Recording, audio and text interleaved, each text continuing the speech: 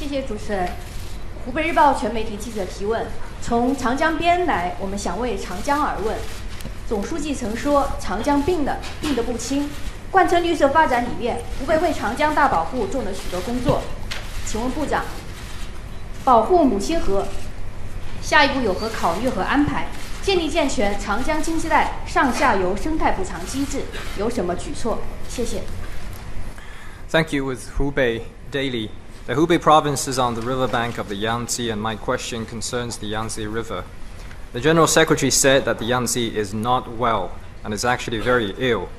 Hubei has been pursuing green development that has done a great deal to protect the Yangtze River.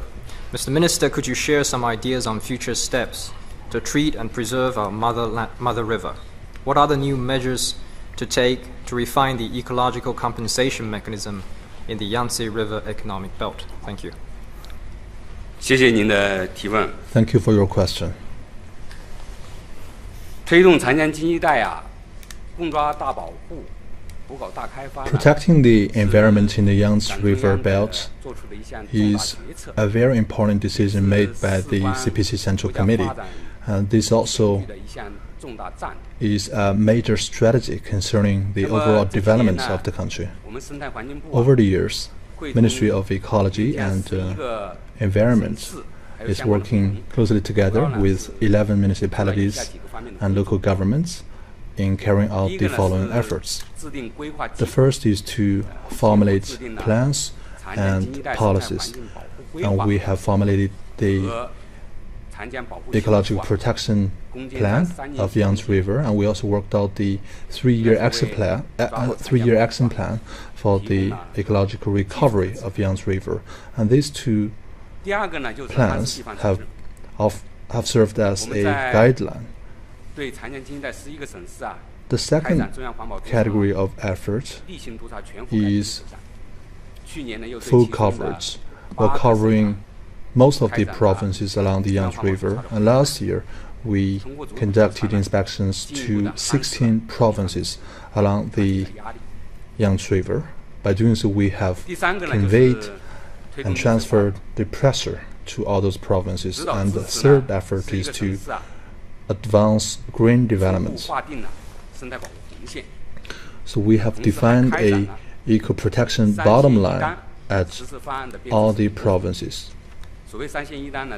We also have a red line for environment and a ceiling line for the use of land, and we also have in place a negative list system for environmental protection. The fourth effort is to focus on key issues.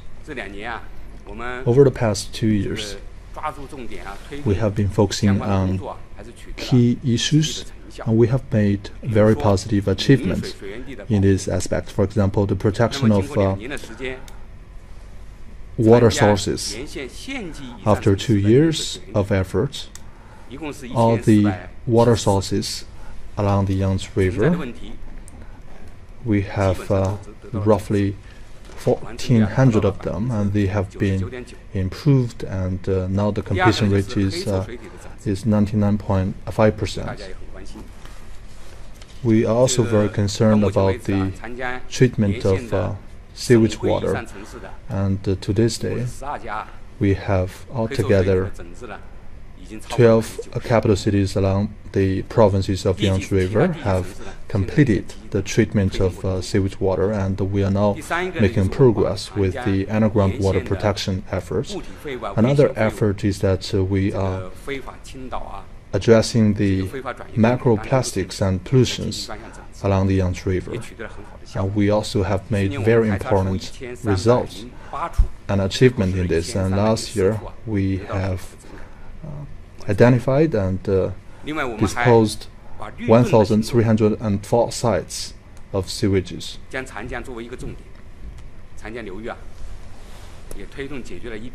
We also have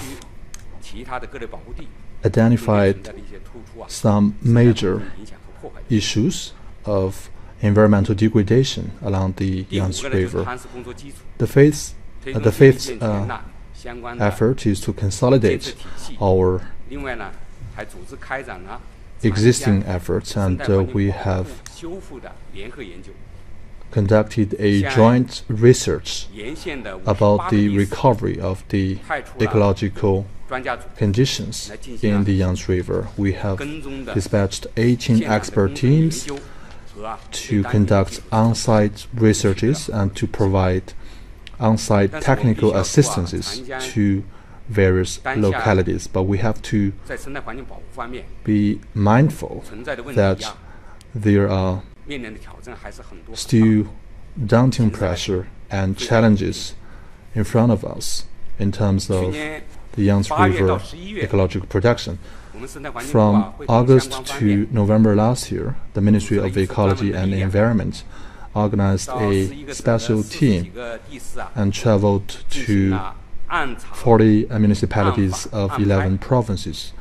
This was a secret inspection, and we have identified roughly 160 problems. These problems are very alarming, and it attests to the judgment made by General Secretary Xi Jinping that the Yangtze River is not well. In fact, it's seriously ill. In the next step, we are going to formulate a ecological recovery plan for Yangtze River, and we are also going to put into practice what is required in the 3-year action plan. For the Ministry of Ecology and Environment in 2019, we are going to focus on 8 areas of specific efforts, and 4 of them have been carried out in previous years. And the first is the protection of water sources. The second is the disposal and treatment of sewage water in cities. And the third is the green protection layer effort. The fourth is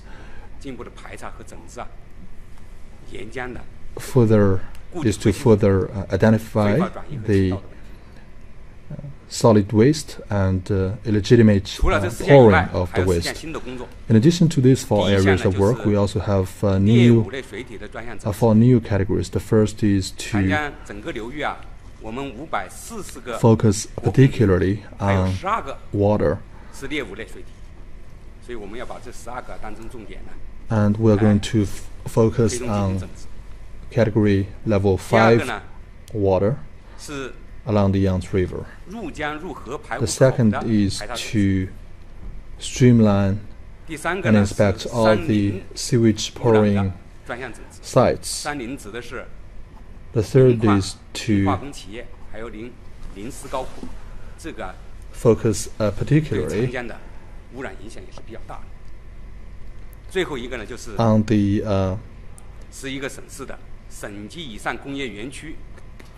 on the chemical of phosphorus. So in doing so, we are going to make sure that the Yangtze River ecology can become optimized. You also asked the question of ecological compensation. In improving our environment, we have to use executive and legal measures. On the other hand, we are going to use economic and technical approaches. And eco-compensation is a major way combining economic and technical solutions. And we have successful experiences already in this regard. For example, in the Ting River, Jiuzhou River, and the Luan River. The eco-compensation of Yangtze River is now well underway.